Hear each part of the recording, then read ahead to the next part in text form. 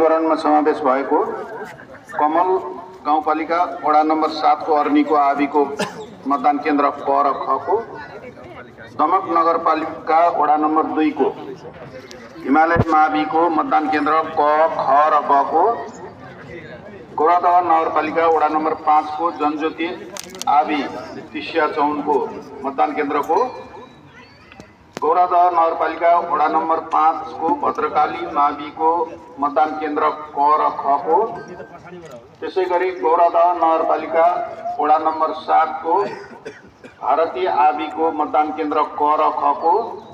र गौरीगंज गाउँपालिका वडा नम्बर 3 को गौरीगंज आवि को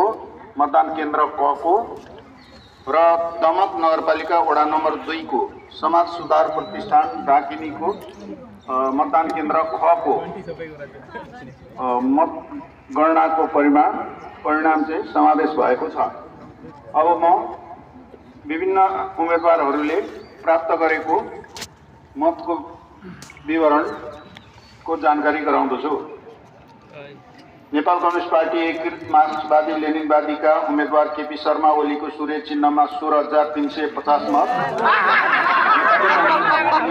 मन्दराक्षी बरियाको रूप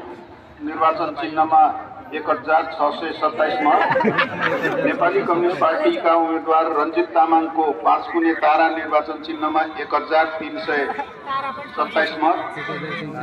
राष्ट्रिय स्वतन्त्र पार्टीका उम्मेदवार बालेन्द्र शाहको घण्टी निर्वाचन चिन्हमा